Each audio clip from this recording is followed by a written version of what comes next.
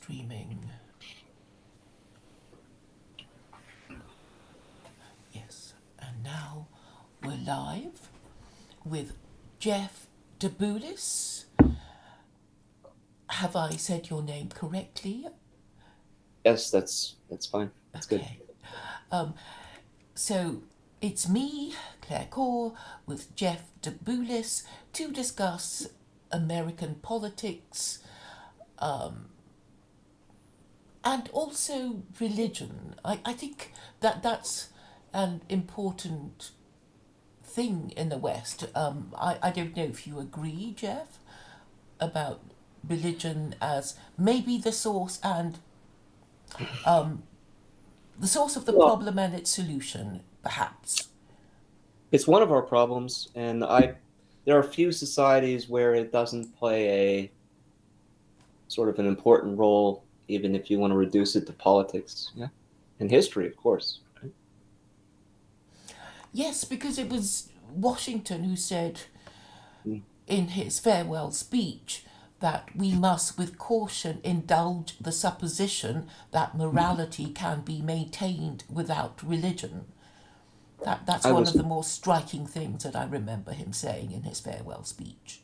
I was quote mining for Washington as well, and I found the following quote. He says, "It is impossible to rightly govern a nation without God and the Bible." So it's one of his more popular. I'm not sure it comes from the same document, but yeah. Yeah, it's the gist of it is similar, and I think whether we believe in God or not, we must assume there to be a higher authority, and in a way there is a higher authority in the sense that even when an atheist talks about the best case scenario or in an ideal world, I think even that means that the atheist is sort of reaching out to God, in talking about in the perfect world where justice is dispensed, or that kind of idea. Wouldn't you say, Jeff? I would say there's a tendency in human nature to avoid or nihilism, maybe, and or to seek questions about what exists that's larger than yourself, right? And so there are a lot of seekers, right? Agnostics in the sense that they're strong agnostics. They as opposed to saying I don't know what the answers are, they say no one can know what the answers are, but they do believe, however, like it's the classic, it's this trope, spiritual but not religious, right? A lot of people are spiritual, but they're not churched, as it were, but they believe in something bigger than themselves and bigger than, say, the philosophy of materialism, methodological materialism, and so they're open to ideas, but it's going to be difficult to sell them on a particular brand of spirituality. They're spiritual in general. So let's say, Yeah, I mean, I don't sort of see that as spiritual rather than kind of logical. Are you familiar with the concept of the mandate of heaven? yeah. Well, okay. So I believe that's.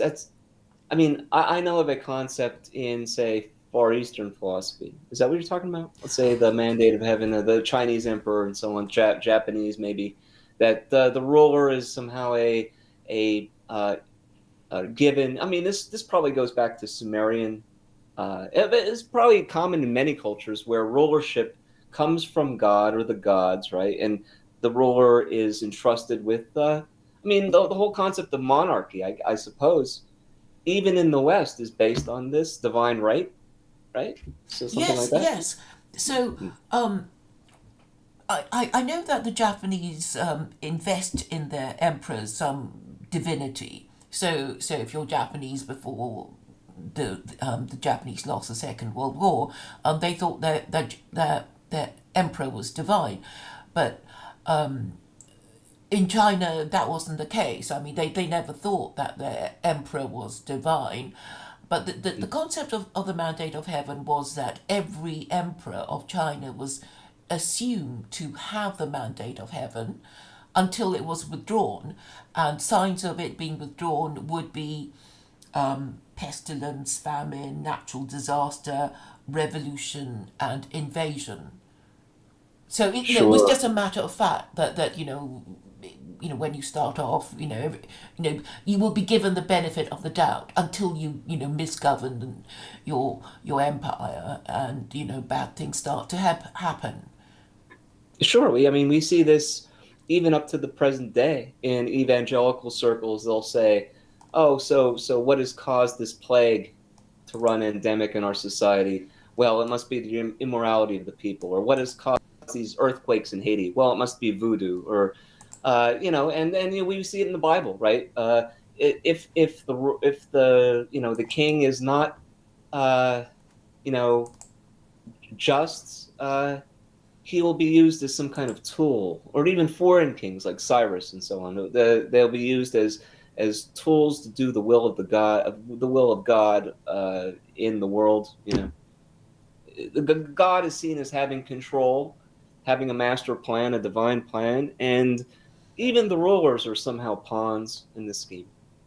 And I think we sort of need to have that theoretical idea of a power above us, or we will just be while fighting amongst ourselves for supremacy. So there would be some ideal of justice, some ideal of you know how things I should would, be run.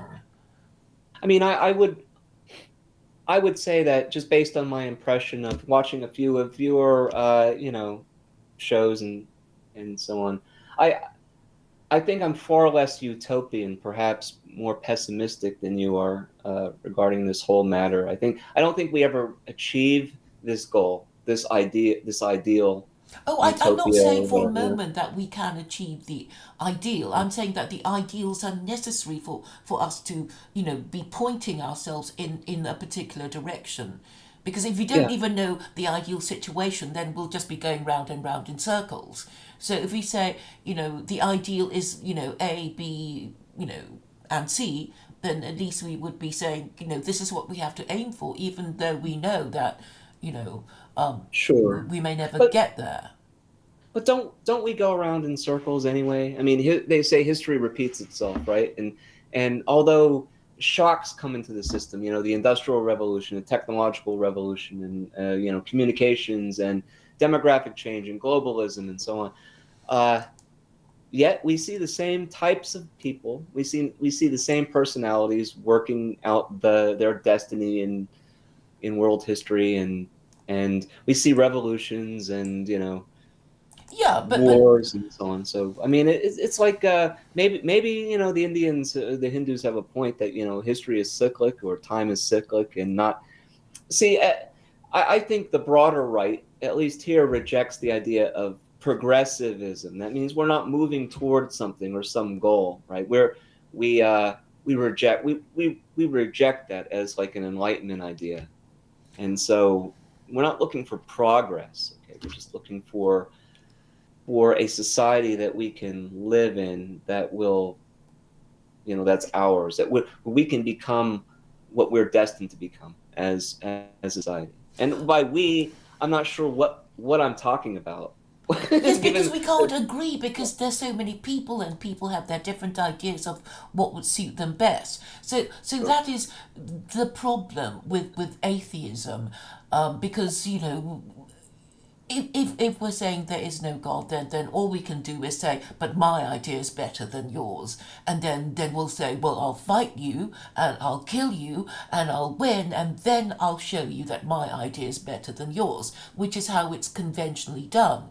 But if we say, well, we're all agreed that the ideal should be A, B, and C, and we at least aim for that, then life would be, it wouldn't be perfect, but it would be, well, less brutish and less short, shall we say. yeah. I was just talking with someone yesterday about life being, you know, brutal and short. Thankfully, right? Even if we go back 150, 200, we've always had plagues among us. The the bubonic plague, the Black Death, the Spanish flu, and so on, and we see that life expectancy is nudged down a little bit, even in the West, and uh, but you could die of an infection. We're talking about Washington, okay? So how old does one have to be to become president of the United States? I think it's something like 35 or 45. Why? Because you're an old man by that point. You could have died of a tooth infection or something, Well, I think So Hitler actually said, well, his advice in Mein Kampf was not to participate in politics because you always end up joining the wrong party. That was one of the things he said, and then you find yourself denying that you made the wrong choice, and therefore you will increasingly compromise yourself by refusing to admit your mistake. So that was why Hitler actually said, don't even, just participate. Don't participate, just observe, so you have a chance to formulate your thoughts and come to your own decision.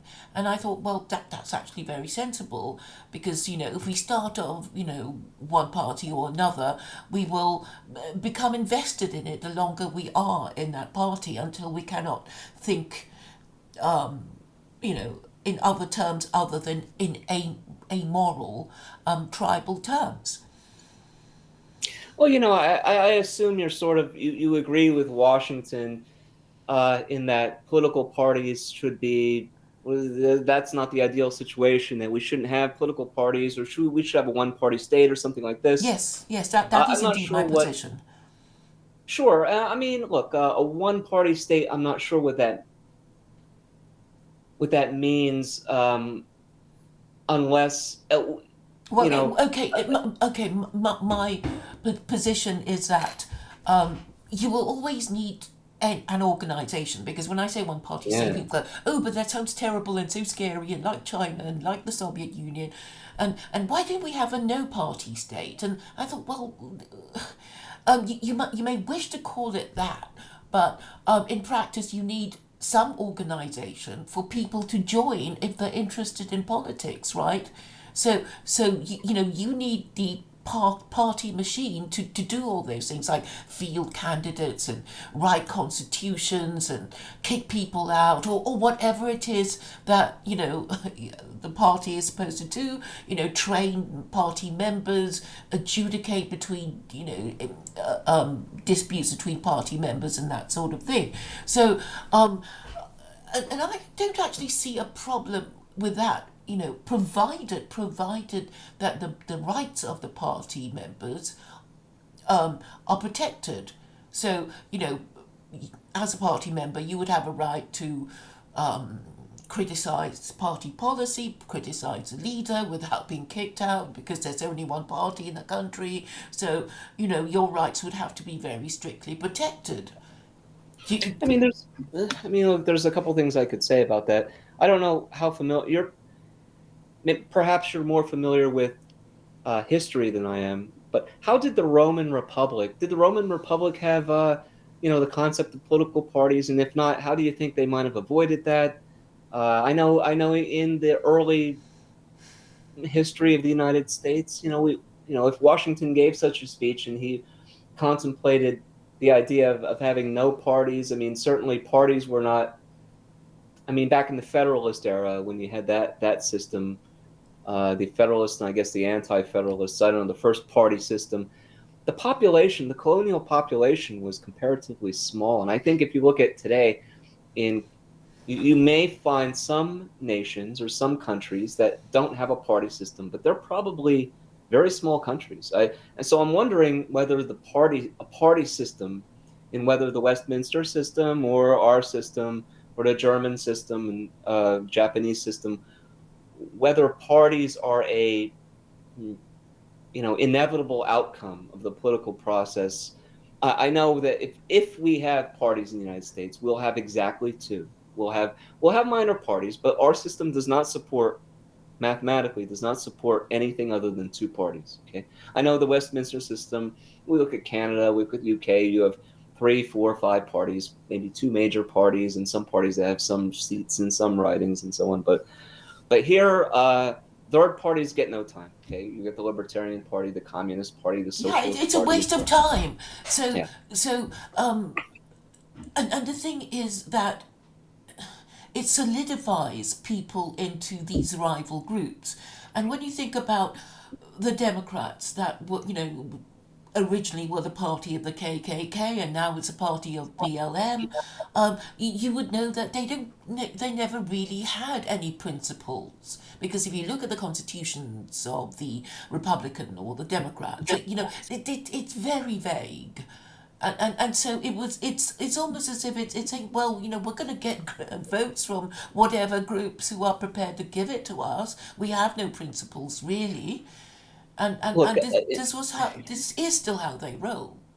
in that sense, I completely agree. I think our two-party system is something like an illusion. It's a sham. So you have the government, and then you have say the loyal opposition. Okay, and it doesn't matter. Their ideologies are almost identical. If if you were to look at the our Democrat, or which is supposed to be left of center party, if you look at their agenda, their platform from 20 or 30 years ago, you'll see it's probably identical to today's Republican. So if we have something like a conservative movement or conservative party, mainstream conservatism is only a generation or two behind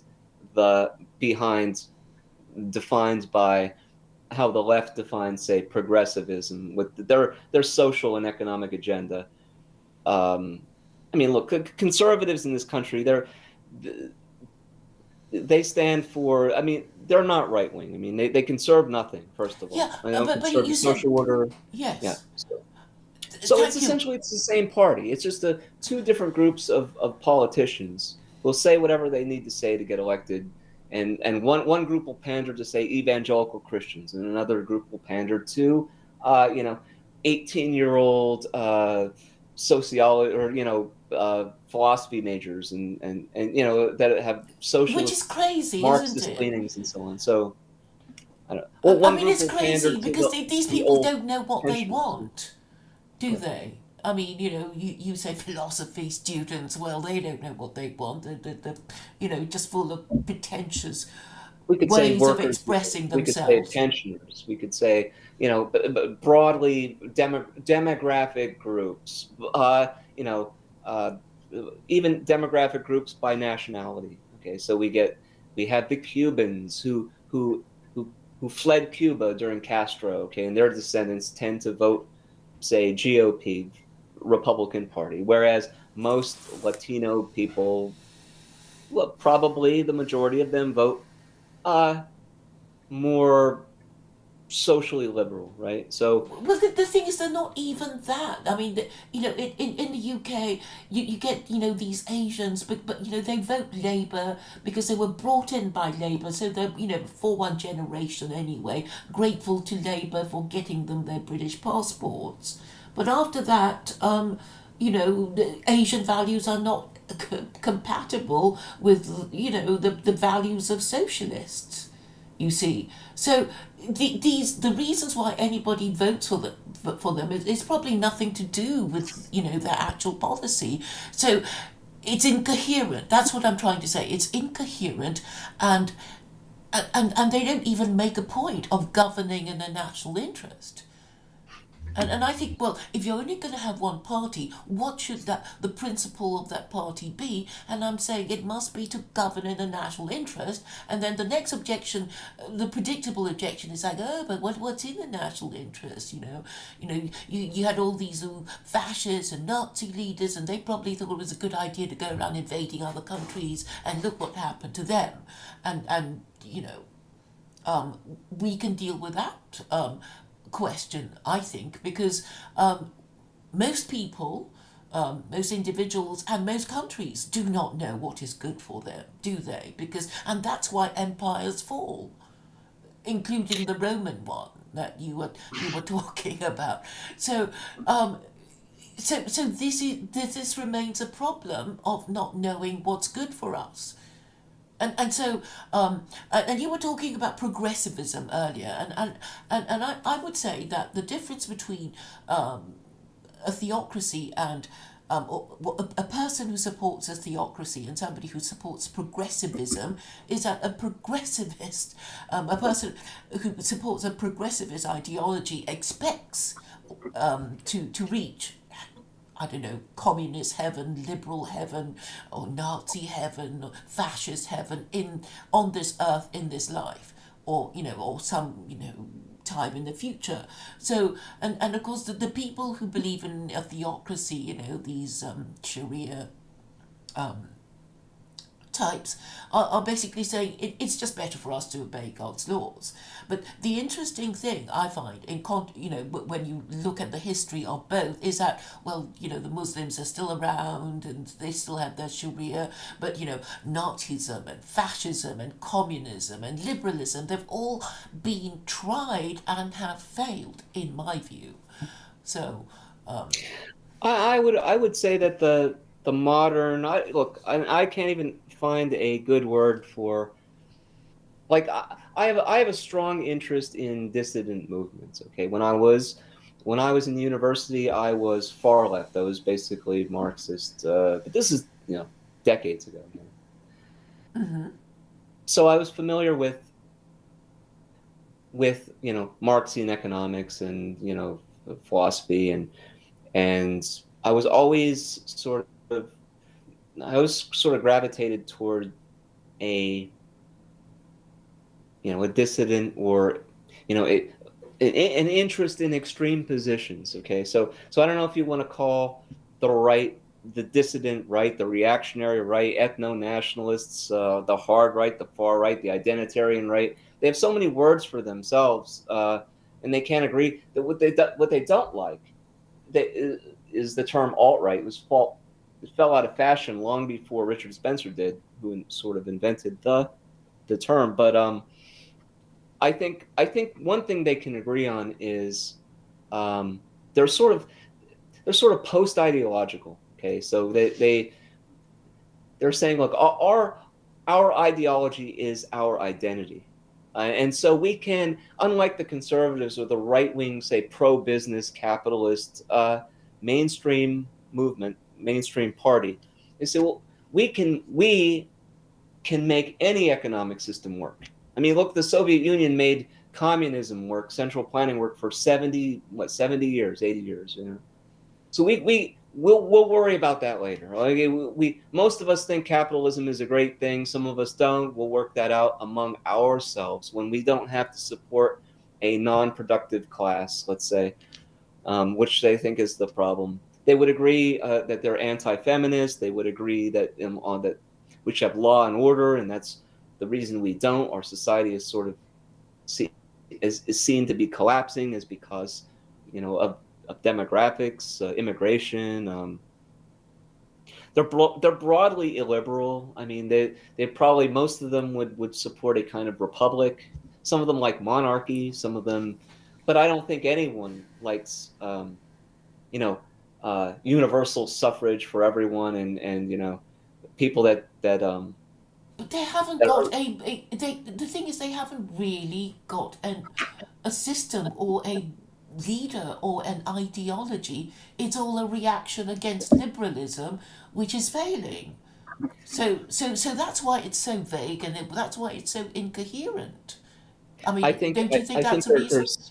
I think, well, I think one thing is that just like during the 20th century, you had a Europe that was more or less continuously at war, just like during the Middle Ages. Okay, I keep saying we. I don't know who we're talking about. I guess I let's say Western European people, or European people broadly, the people that are indigenous to, say, Europe. Okay, continuous warfare during the Middle Ages, even during the 20th century, 2 world wars. And so when we're not fighting an external force or pressure against us, we're fighting each other, and that's our natural state. Maybe that's something that is part of our identity. But we know that, at least in the United States, the far right, I should call it that, is divided at least into two major factions. Okay, so I mean, the whole deal with Charlottesville, if you know about that. Yes. That was the slogan was "Unite the Right," and that didn't work out for it. But it Well, it didn't was work a out very crazy well. thing to do a demo. It's like, no, get your ideology right and then talk about it intelligently rather than, have a demo and get your heads bashed in. Yeah, I mean, look, I would say the leading movement in the dissident right in the United States in the current year is what you would call America First, right? With Nick Fuentes and to some extent Andrew Anglin. And I would think they're pro-Trump generally, maybe up until 2 weeks ago or something. They've No, always but been I suppose what I'm radically. trying to say is that, there's no coherent ideology behind it all. No, It's no. like, In fact, they're just sort of characters. They're not terribly experienced or respected, in terms of their. I mean, they command no moral or intellectual authority. So if you think of, the people that such people might be harking back to, it's like, well, Mussolini wrote a book, and so did Hitler, and so did, Marx. At least they tried to get their thoughts together before they, even tried to change society. At least, you have to get your thoughts together and agree on a set of rules that you want to impose on your society, and then you might have some movement there. But, if it's all, oh, I just hate everything this government stands for, well, you're not going to get anywhere. yeah, I mean, look, I think there's an internal. Uh, I would think that there's a leadership group among these people and they're sort of well read, even though they pretend to be more populist, but they've read everything we've read, okay, and they understand history and they understand ideology. They're young, but they're very smart people, and they're also leaders of movements that are sort of coalescing. In fact, this America First movement has extended an olive branch, I think, in just the past month to the other faction and is What inviting their people to sort of a dialogue. But I think that what factions are there? I'm a little vague about you. You say that there are these right, groups. Who maybe you could name a few ideas and people then. sure. So like okay, so I already mentioned America First. They have a name, okay? That's what they call themselves, and their leader and undisputed leader is Nick Fuentes, who's maybe 21 or 22 years old. Mm-hmm. Um, but He's been he deplatformed here, there, and everywhere. Oh yes, he's on a no-fly list. He can't take credit cards. The government seized $500,000 in his assets. It's a big problem. He has his own video streaming platform where he has on the order of a dozen other people that do shows like live streams like YouTube. Because he got banned from Twitter a few weeks ago and so on. So yeah, I mean, censorship is a big problem. So they're obviously against censorship. They're they have in common. I mean, like I mean, I went through a couple things that the right, the broad sort of reactionary or far right has, no matter which faction they are. But the America First movement, what distinguishes them is they think the American system can be saved through politics alone. So they invested a lot of their hope or their emotional capital into say the cult of personality of say Donald Trump, okay, and Trumpism, that this guy was going to save their by turning off immigration and putting the right people in place. He was going to turn this ship around and to make the country more demographically friendly to their group and their interests. But that was all a failure. I mean, that didn't work. And this group attracts a lot of traditionalist Catholics, a lot of Orthodox people, a lot of. I mean, I think at their core they're constitutionalist Republicans. So in that sense, they're kind of classical liberals. As opposed to everyone. I mean, we could say that there's another faction, and they're represented more by. Also, I would say that they're the millennial generation. They're guys in their 20s, okay, and they're as opposed to like the older right people, maybe of my generation and older. Uh, and I mean, and I'm painting with broad brushes here. That I would say the other group they don't really have a name. We could call they have a derogatory name that America First gives them, and that's Wignats, right? but we could call them radical ethno nationalists, maybe. And they're whereas America First is, I would say, they're racialist. Okay, I would say that the radical ethno nationalists are racist by any definition. Okay, not the ADL's definition or the SPLC's definition, but by any definition and by their own admission. Okay, they're sort of proud of that. So, in fact, and the question of the other questions, that they tend to take a more, say, genocidal take on that than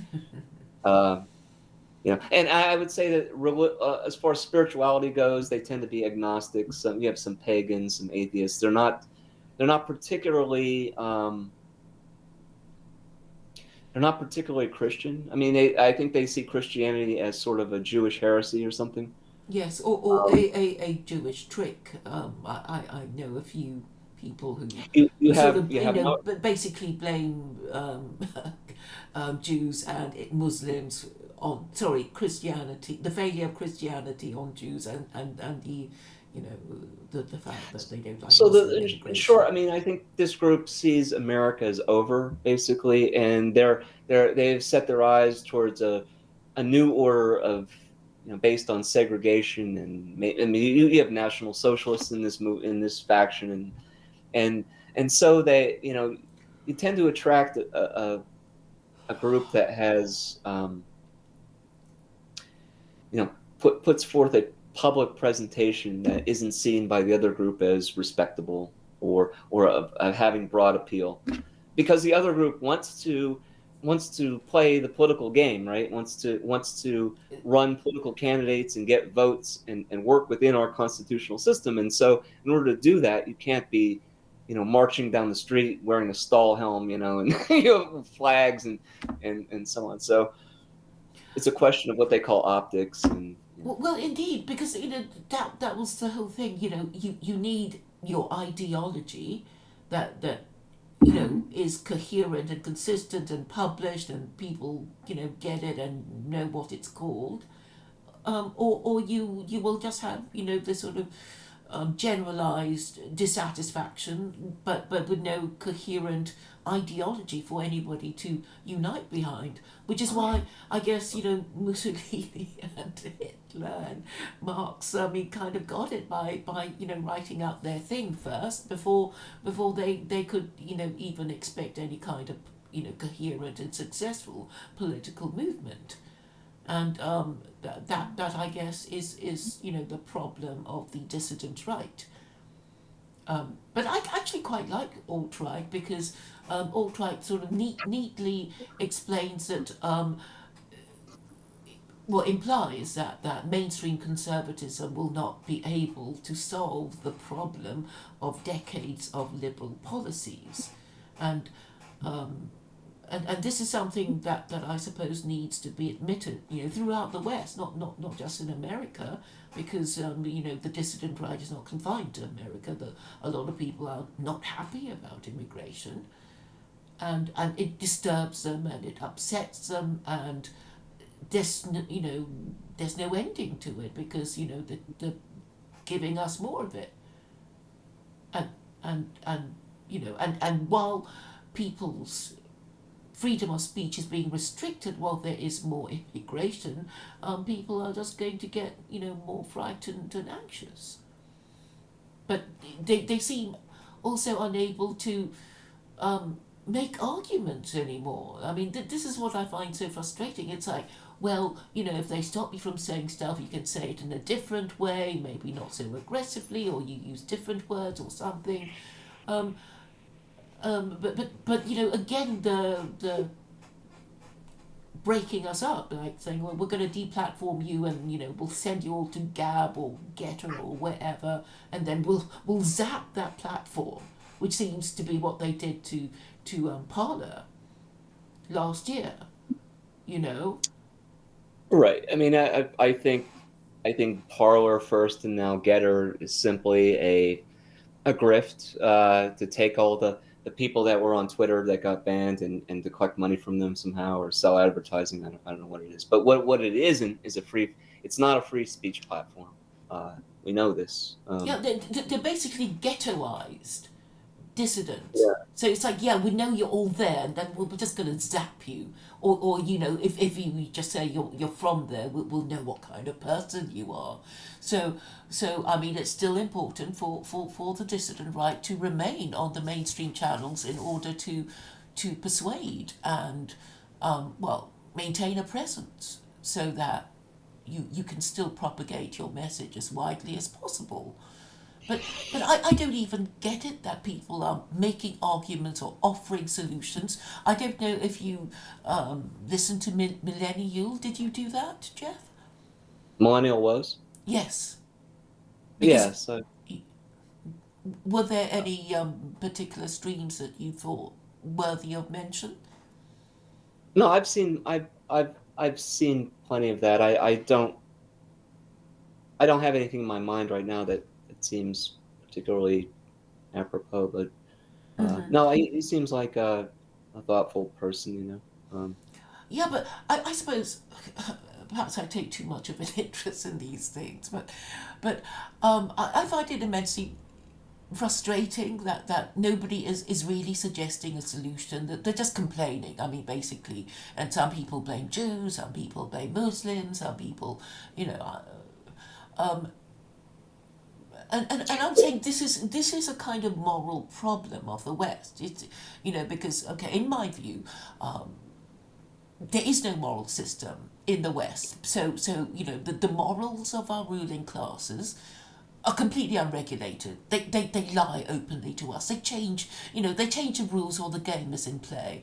They just they do all these things, and they know they can get away with it because they know that the people who complain are stupid, they're weak, they're scared, they're skint, and they can get away with it.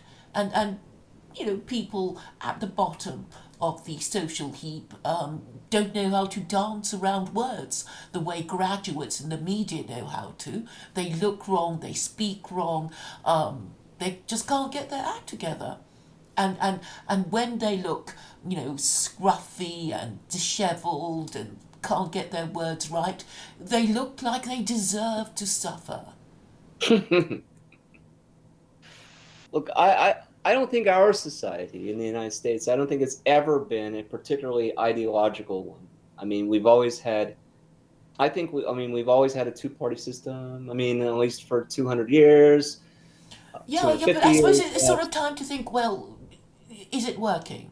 Or isn't it? And how can you solve the problem without saying things that you're not going to be allowed to say? And I'm basically saying, from my observation of Western politics, is that corporate America came into being because of this adversarial politics in America. Because what the Americans have, a year-long campaign to become president, and of course that requires enormous sums of money, right? And when you go cap in hand to corporate America to sponsor you and donate to your campaign funds, when you win, they expect their payback. Look, there are political solutions perennially put forward to solve these problems, like campaign finance reform and so on. Like take the money out of it, and then the politicians, and you'll have somehow a Or have more. a one party state and cancel elections. This is what China does, right? And the thing is, people go, oh, but we couldn't possibly, don't want to become like them. But if you think about how China doesn't, I don't think they even call themselves politicians. They think of themselves as administrators of their country. And so they're actually better respected because they don't have to keep annoying the Chinese by lying to them every time there's an election and breaking their promises. You see, so It's that's hard why to compare. Chinese administrators are better respected than Well, Western I think the right politicians. looks with some envy on the Chinese system right now, and but not for maybe not for the reasons you think they do. I I don't. think they look at China and they see a relatively homogeneous society. They see a government that is nationalist. I mean, they call themselves communists, and you can see how the Chinese Communist Party evolved from the 1940s and 50s till today. It's not the same party. It's not the same idea. Yeah, They're yeah, they've Marxist actually Leninist in changed their name, policies. I mean, they're not really communists. I mean, right? They're more capitalist than we are, probably. But in any case, I think that they're seen as having a government that's working in the interest of the Chinese people, whereas in the United exactly. States, we see a government that's working against the interest of the Yes, yes, American but people. because of the party system. I mean, trying to explain that because Hmm. all politicians do in the West is think in terms of the next election, and they can't see beyond that, and it's always less than 5 years away. They don't plan. They don't even think of the long-term national interest. Well, Sure, but their one-party state is enshrined in their constitution, right? That the Communist Party holds a position of priority in their system of government, right? We, Political parties aren't even mentioned in our constitution. yeah, so you don't even have It's to a have natural them. I mean, evolution. so if the Americans decided to have a one-party state, they wouldn't even be infringing on their constitution. That's what I've been trying to say to Americans. It's like, it How would doesn't. you? It would be okay. You wouldn't be being unconstitutional if you had a one-party state. And in fact, you did have a one-party state under the Federalist Party. Yeah, I mean, look, I may continue to return to this idea of what is natural for a society. So it seems like after a few hundred years that it's natural in our system, given our constitution, to have a two-party system, and it's natural in your system to have what, a three or four-party system, right? Or something like that. You have conservatives and Yeah, I think libertarians it's and just liberals. splintering, and it's a bad sign to keep having more parties. It is a really bad sign, and you don't Whenever want that. And whenever you I don't oppose think. that which is natural, you're rowing upstream. You're going against say collective wisdom. I don't know what you want to call it, history. You're fighting a losing battle. You're fighting a battle to impose a one party system, and that's what it would take in the United States. It would take the imposition. I mean, look, we have Yeah, it states. would I have to live in be a state. imposed. I happen to live in a state which is effectively a one party state because the Republican Party is so unpopular they never get elected to governorships and look, you can look at many little regions in the United States that are extremely, say liberal, and they're a one party state. In some places in the deep South, for example, where you have a one party Republican state, and you'll find that while you have one government, a government of one party that's not enshrined in any by law or respected by any state constitution, you'll find that government is a big tent. That party happens to be a big tent party. Okay, so they don't take ideological positions. They're more of a managerial party, um, a caretaker party, if you want. They just want to balance their budgets or continue to. If crime gets too high, they don't. They don't get ideological about what the reasons might be. They do something about the police or whatever, and they if that you know and you'll get within one party, you'll get challengers to the leaders, just like you would in a one party state. So I think the parties are supposed to represent opposing ideologies, but they really don't. In the mainstream, they tend to be both parties tend to be centrist parties. And if you have one party, it's going to be a centrist party. So I don't think that's what the right wants. Okay, I don't think that's what anybody, and I'm sure that's not what the left wants. Okay, they don't want a one party system where they never get social. let's say economic socialism or No, no, no. I mean, progressivism. what would happen is that it, they would try to, in an ideal situation, such a government would do what would balance the conflicting interests of the different groups, and in a way that is perceived to be fair. I mean that's the best that can be done in theory, anyway. Obviously you can't just let one particular group get its way all the time, so you have to you know make a judicious balancing exercise. I don't see what's so hard about that in theory and in practice. But I mean, obviously, it's such a taboo now to even think of that. But well, it seems to be working in China, and I I think mean, it. look at Latin American politics. Okay, for years in Central America, But it's a political basket parties have case. military wings. We Yeah, don't happen to have that here, but yeah, but it's there not again, there's something you want nothing. to emulate. I mean, No, it's a basket case, so you don't want to even think of being anything like them. but maybe it's the case that we have political parties for the same reason you have political parties. It's because we've got this, and it's the same reason all European countries, with perhaps the exception of Bulgaria and or not Bulgaria, but yeah, Belarus and uh, what's the other one where there's a one party state? There's one other Ukraine? country. No, no, Serbia. Right? When you have effectively a one party state, this is a very European thing to have multiple No, I think parties. it's Okay, well, natural. whatever their utility, if they're ineffective, they're not useful, whatever. We still have them. Yeah, Okay, yeah, and because people want to be in a group. I understand that. yeah. People are tribal and they want to be within a group where they feel safe, where people are supposed to see things their way. I know all that. But I'm saying if you want to We're not a govern. communitarian people. Okay, that's why, by and large, the West rejected communism. It's obvious.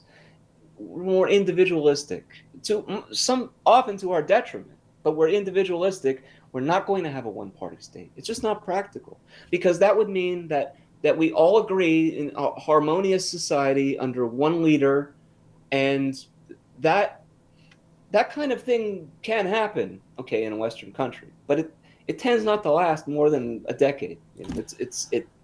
It happens that you It's know. never been tried in the West, in Western Europe or North America. Well, that's what I I know heard the when I was instinctive a libertarian. revulsion I heard against that. the idea, but you're basically saying no, but we don't want to, and there's no really good reason, but we just don't like it, and that's it. Yeah, but an anarchist will say the same thing. It's never been Yeah, I mean, tried who cares about except anarchists? I mean, for really, Somalia or I don't something like even that. understand why anybody even listens to anarchists. Yeah, they don't listen to libertarians either. They don't Well, I listen mean, to. libertarians. I mean, just so irrelevant and so stupid. Well, why does anybody even the potheads, aren't they? Libertarians. It's like, oh, we're gonna legalize pot and some other drug. Yay! I Well, mean, it's funny. I mean, there used to be a joke that a libertarian is a pot smoking Republican, but it look. I mean, libertarians have an ideology. I mean, if you look at yeah, their but they platform, I can't they mean, I don't can't know if they still agree do, but they on used to. anything. Why does anybody even take them seriously? Has there ever been a successful libertarian state anywhere in the world?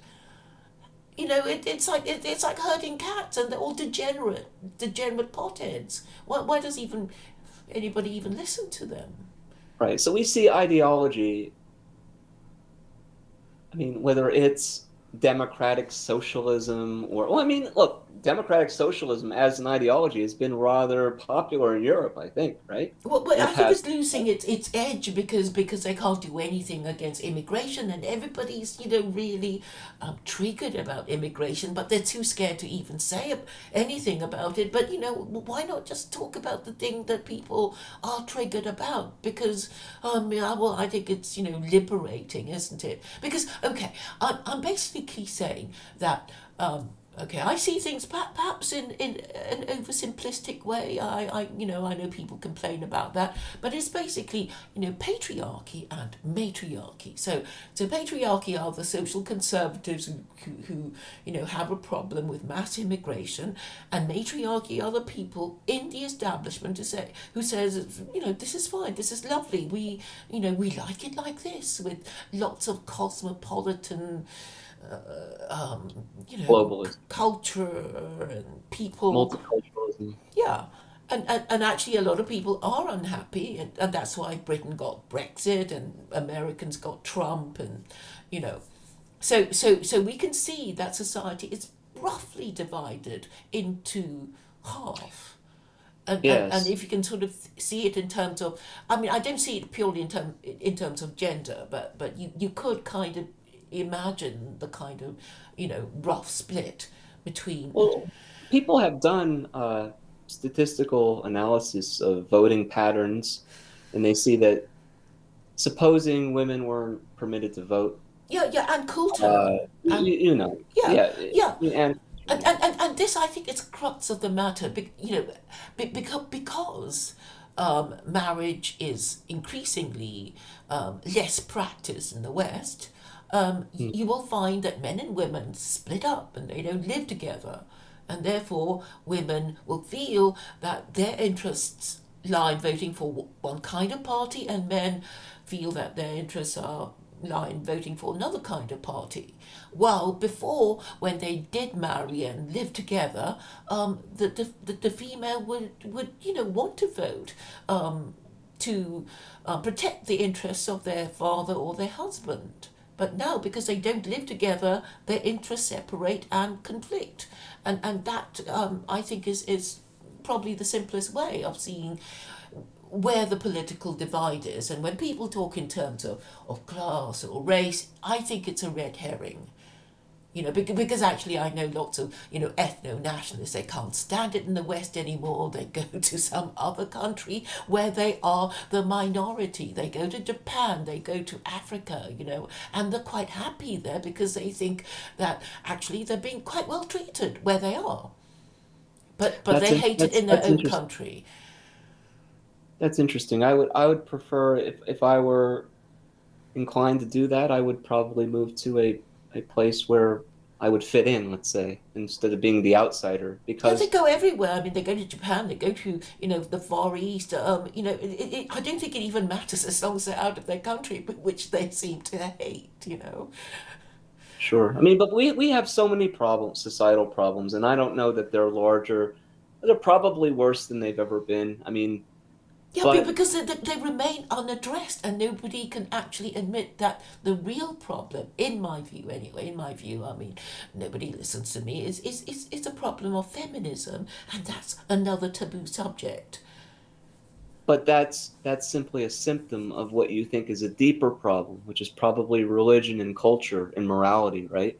I mean, Yeah, that's just yeah, a yeah. I marriage. mean, all Breakdown of political marriage is problems are simply problems of the morality. right. I mean, if you would impose, say, Sharia or something like that, no, and and that would take care of the marriage problem, right? Yeah, yeah, then Probably everything would eventually sort itself out. But because, people don't want to talk about these things, and really, now it's interesting you should say that well, that everything no, because would sort itself out because it would, because what I've noticed about nationalists, or men who call themselves nationalists, is that they don't like feminism, and they react by saying, well, I'm not going to marry anybody, I'm not going to marry a woman, I'm not going to be a father. And I'm just saying, well, then you're kind of increasing the problem that you're suffering from, because the reason why the business organizations and the rich people keep wanting immigration is because there is already a labor shortage. And that's why that they're so happy when boat people come over, and because it's cheap labor. we have a labor shortage because we have a terrible education system. Yeah, and they never sort out the education because it will take longer than a term of office to actually improve things, so they never even try.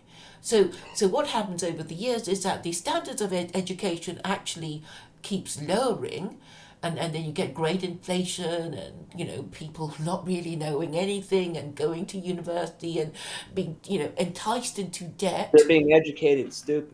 Yeah, they're I being mean, educated stupid, and then you trick them into, oh, you got to go to university, they got to get a master's, you got to get yourself into debt, and then they'll be so angry that they've missed all their life's opportunities, including getting married, the women especially, and you are creating a terrible problem of really angry people later on. They'll get angrier when they realize how much they've been lied to and for how many generations, because you can't, admit that maybe democracy is not the best way of choosing the national leader. no, I think the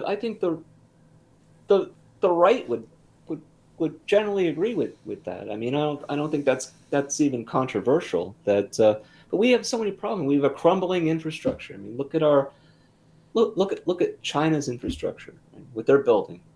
Yeah, they're High speed building it. They're rail. building, their trains. And Britain was going to get the Chinese to build their high-speed link between north and south. I mean, So even we point out the fact we haven't been back to the moon for 50 years, and we haven't been to Mars, and we have all kinds of plans to get there, and we have private enterprise, SpaceX, and all this. But why exactly is that the case? Isn't it the case that that we have to prop up and support a lot of people that don't have those same goals as the people that want to go to Mars, let's say. well, the And so thing that is, if you're letting everything run down and you're refusing to um, acknowledge that mistakes have been made and that they need to be corrected, then of course, the problem will get worse. I mean, it's obvious, isn't it? And if you haven't got a culture of the free exchange of ideas, and people are afraid to say anything in case they get cancelled, for being racist, whatever, then nothing's going to get said or yeah, but, done. I think of it. I think about it. I think maybe.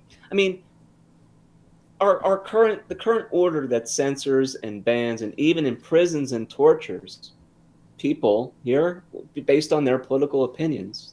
That's why we call, uh, you know, they call themselves dissidents, right? It's not that they're just like the loyal opposition. They're literally being, uh, you know, banned from the economic system, financial system, the political system, even a Twitter account, or everything. Yes, yes, Okay. and the rules are unfair, or they appear fair but are unfairly, unevenly enforced, and so everybody thinks it's a lie, and the system is rigged, and therefore they cheat, and this actually increases the problem of nobody trusting the government. Because really, when you think about it, the government is actually just very few, and it used to rely on the trust of the citizen, the confidence of the people using the system. And if they no longer trust the system, then it's really hard to get them to do anything. If you think of confidence in the bank, confidence in just anything at all, people just want to be able to plan ahead, and now they can't because they're scared of lockdown, vaccines, whatever new restriction that's going to impact on their travel plans or their businesses or their careers. And no sensible decisions are being made, and nothing can be discussed properly without losing your social media account or whatever. People think it's not worth doing. I mean, they're trying to live their lives, raise their kids, get promoted in their job, and they see what happens to people who stand out. Like they get hammered down. Yeah, So and the thing is is, it worth it? You know. yeah, people say they think it's not worth it, or I can't, change anything. I'm just a little guy, and So they what. stop. They stop thinking about it, and Yeah, and and, and they stop doing it, and the problem continues, and nobody above them is making the effort, right? and I therefore mean, they don't. the people at the top are supposed to be helping or doing something, but they don't care. Most people wouldn't know what to do with free speech if they had it. They'll talk about, I don't know, cats or some their dinner or something that they Yeah, had, yeah, or which is what. movies and so on. That because they don't know anything about anything, Yeah, and yeah, yeah, yeah. they think that if So they knew we, something, they wouldn't be able to make a difference anyway. yeah, So, so we and have to if they assume do, that they're going to get persecuted. So yeah, it's yeah. So we have to acknowledge that because most people are stupid. Like, let's just admit it. I mean, in any society, well, 50, there are more stupid people than there are clever people, right? That's why when we talk about the elite, the obviously much fewer than the people below them. And therefore, democracy or indiscriminate universal suffrage is crazy. I mean, why are you asking stupid people who don't know and don't care what they think about who the next national leader is? because it's values and morality of our, and I say our, I don't know who we're talking about, our people, right? The egalitarianism, welcoming the outsider, fairness, okay, and it's gone so far that it's really turned to day-to-day life. If you look at the news, it's really what's happening is almost, it's like a farce. It's like it's what they call clown world, right? It's not Yeah, even like you wouldn't believe it. It's like a comedy. It's yeah, the things that are going on, and it happens every day. You read a story. It's yeah. like, You think you're living in an open asylum? I think I'm living in an open asylum just by listening to the news, until I two can no longer bear to listen to it, no because two it's two crazy. two women competing in a sporting contest. Oh, To be the first woman who breaks a record or something like that, and they're not biologically, they're not women, and this is becoming and it's like, congratulations, feminists. I don't know what feminists think of this business, but well, they don't like it because that they're basically saying only we women can people born with female sex organs can be called women, and they get deplatformed for saying no, you can't be a woman if you're born with male sex organs. But it seems that men, in order to feel that they're getting a fair crack of the whip about enjoying the privilege of women, feel they have to become women in order to beat women at their own game of feminine privilege. So obviously something is very wrong when men don't want to be men anymore. And I mean, that is a problem, isn't it? If men become women, who will protect the women? no, and I think it's a question of identity, which is why identity is such an important thing in our politics, Yeah, because yeah, because if we don't know you who can't be we are, something we you're won't know what we're supposed to do. And if we right. You don't can't do you what we're can't you supposed to can't do, everything will go wrong. It's a kind of self-hatred that's on the individual scale, not even the group scale, a people group scale, but it's like people can't accept who they are, Yeah, who because they're the facts of the matter of who they are, and so in they a hate world where you can be themselves. anything you want. I don't know. I can be a I don't know. Can I? You can be a member of the opposite sex. I mean, Right. that's only open to all of us now, right? You know, and the government actually wants us to try, even though we could destroy ourselves in doing that. This So is going to be most confusing to the yeah, yeah, the yeah. So it's generations that crazy that the follow. government is actually you know um, exercising malign encouragement. It's like, well, why are they encouraging this? Why are they encouraging this in primary school children? Do they hate us? Do they want us to Yes. sterilize ourselves so that they don't have to even govern us in the future because they hate us so much? Maybe they hate themselves. Who can Or, say? or they just don't know what they're doing. They don't know what they're doing. Or they And are I think you bring evil. up a good point. That I don't. I mean, I don't know if you believe in grand conspiracies. I tend to not think that people conspire Yeah, to I do just things. think I that think they're just stupid, or they don't care, or I I think think that alone is probably sufficient to explain most things. That they don't care, they don't know, they didn't realize, nobody told them loudly enough or repeatedly enough. Yeah. Because I mean, I you mean, can judge by the behavior of so many people and the crazy things they believe in, that people don't have to be told to be crazy. They can just become crazy or stupid or evil. If they're not told what to believe in, in a sensible way. And I don't think we have a viable belief system because liberalism itself is breaking down. I mean, because liberalism replaced Christianity, didn't it?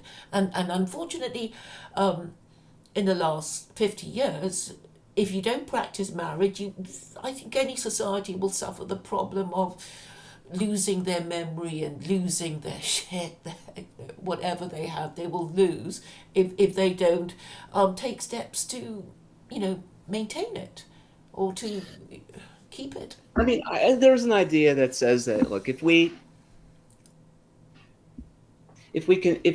alter or preserve in certain geographical areas a certain demographic, then everything will. It won't be utopia, okay? It won't solve all our problems, okay? But what we'll have is a certain innate uh, texture of life, as Jared Taylor might put it, or something. But you can't do it without religion. I mean, I just don't understand. It's like, it's like actually white people don't like each other. They really don't. And if they have no rules of behavior about how they are to treat one another, they won't be able to get anything done anyway. And it's the same for any people of any race. You need a kind of rule system so you know how to behave towards each other in order to get things done. And the fact that Okay. white people are sort of not knowing who they are, it unsettles all the non-white people already living in the West, and it makes them wonder who they are too. And everybody goes a bit crazy, you know. Yeah, I don't know. I mean, we have so many things dividing our society, Which is and and the we want reason to is add because you don't religion. have a moral system, and people Well, are no, no. still not, they don't want to talk about it because it means Islam, right? And they don't want to talk about it. Look, in times past, you had an established church, so you were the religion of whatever the monarch was. Okay, or in your um, Yeah, yeah, that was how it was. right, and it's been a long time since that we've had that order, and I don't think Well, you I have to think blame the religion has American become. Republic for it because it was the American I think Republic I that think told look, them. I think religion in general has taken a hit, if you want, because of scientism or science over the past, you know, because of cosmology and astronomy and you know quantum physics, and I people don't think it's they even can't because of explain how that, things got started, but once things get started they think they can explain everything, okay? And so people are sort of a lot of people are sort of satisfied with that explanation, and we have people that think they can, like, base a moral system on Kant or Ayn Rand or something, or you know philosophers like Sam Harris would say that there's some kind of natural morality. This is to minimize suffering and to increase flourishing, whatever that's supposed to mean. hmm And I mean, people are searching for a moral system that's not religion based, and I think to try to impose it, I think that ship is No, I got think it sailed. can be imposed because when you see how easy it is to make people believe things, or make them pretend to believe in it, like so many things, because people will just say, will just go with the flow. They want to be mainstream. They want to be accepted, and and they want to know what they're supposed to say, and you can tell Then them. your best bet. I mean, because look, the Quran, that's a non-starter here. Okay, I'm just being honest. I mean, the I no, best you can do I if you're know looking the. for a sort of traditionalist religious morality, you know, you could do what a faction of the right is doing, and that is supporting or orthodoxy or traditional Catholicism, okay, which is a patriarchy. Okay, it's got a system of morality that's out of step with current progressivism. I mean, at least it was before this papacy. But you're Maybe. you're a republic. How can you go back to Catholicism? I mean, the wars of the Reformation were fought. I mean, and the Catholics lost, and you have E. Michael Jones saying, what, everybody be Catholic and let's conduct an inquisition on non-Catholics, whether they Well, be Jew or Gentile.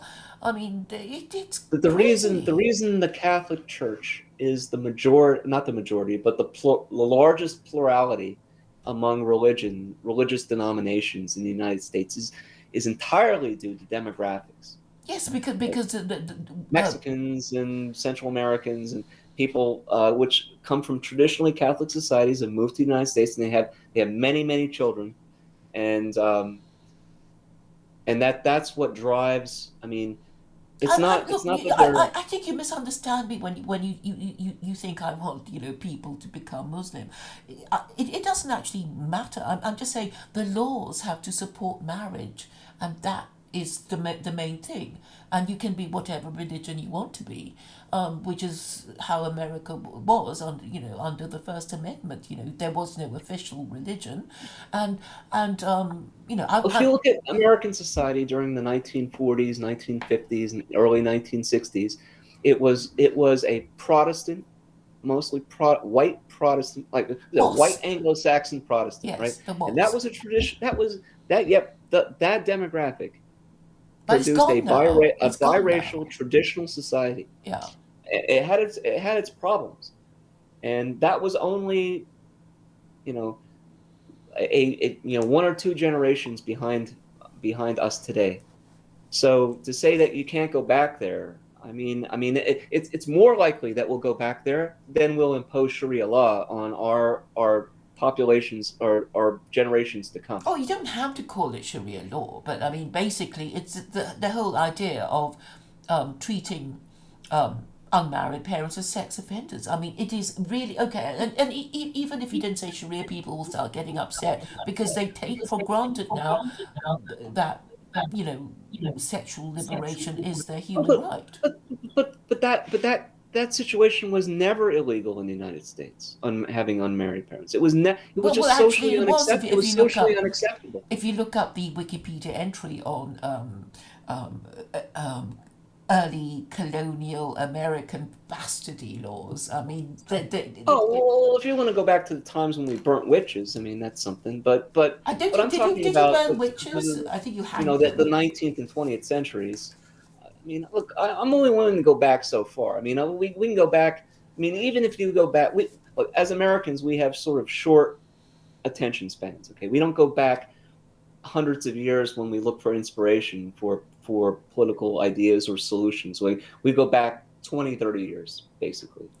People don't even learn history here. So Well, um, you can inform them of yeah. marriage because I think once upon a time people kind of got it that marriage was the only way to have legitimate children. If we And look at legitimacy rates, they differ by it, demographic group. I think that it's the opinion, like the majority of opinion of the right, that if given a demographic, you'll have things that become, even if people are sort of influenced by popular culture now. Even popular culture will change without it being molested by globalist influence or whatever you want to call it. Um, I think, and so if even if the laws don't change, and even if we have a liberal code of laws based on English common law, it will become socially acceptable, socially unacceptable to be in certain situations or to do certain things as it was. Because there's no magic. I mean, the magic is 1965 and the Hart-Celler Act. The magic is immigration. The magic is demographic change. And it was a change in law that produced that. well, Those yes, laws yes, the could be changed, swinging and you can go 60s, the and feminist revolution, the sex revolution, the pill, the sex and drugs and rock and roll culture. Well, yeah, sure. that was the thin end of the wedge, you know. And And I think people are wising up and thinking, oh, it was the boomers that did it to us. It was the boomers who sold, well, that's what the who millennials spent our think. inheritance. I mean, warmongering didn't help. Sending people all over the world to fight in meaningless wars. We saw that Vietnam and every war after that, basically. That had a lot of, Well, that was sort of, I mean, that was very destructive, I think, to society, because I personally have seen, people of that, I mean, people that fought in the Gulf War. They are, they're they have mental problems because of what they saw and what they did in these yeah, wars. And and I guess the Vietnam vet also had problems because unpopular wars that you didn't win is sort of more painful because people don't sympathize. It's like, yeah, you were stupid, to get and sent there. we have an opioid crisis in this country that no one seems to want to talk about. I mean, the leading cause of death, I think, in among that generation is probably heroin or something like that. Yeah, and the thing is, this is what strikes me as so ironic in that, the Opium Wars, that, the British were basically drug dealers and getting the Chinese hooked on opium. And Hmm. obviously, this wasn't quite right, and I know that the Chinese complained. I think one official wrote to Queen Victoria saying, "Do you realise what you're doing? Do you know, you shouldn't be doing this kind of thing," and then you think, oh well, gosh, the American government is doing it to their own people because they just want them to shut up, you know. You know, and in British prisons there are that's the idea is that, yeah, we lock you in your cells, you can't do anything, so you might as well masturbate or take your drugs, just don't bother us and don't have a prison riot, so we will let you have your drugs, so you don't bother us. I mean, Yeah, I mean, that's how how little they care. we have. I keep returning to this point that we have so many problems. We have problems with adapting our society to technology, where you have automatic trucks driving themselves, putting hundreds of thousands of low-skilled people out of work. You go into a any type of convenience store, and there's a robot there to take your order. And uh, meanwhile, this generation that would otherwise have so much potential is poisoning and killing themselves. Suicide, even just straight up suicide, not even just overdosing on drugs. And it's like, if we have any hope at all, I mean, you may say that hope is going to come from a religion that's foreign to our people.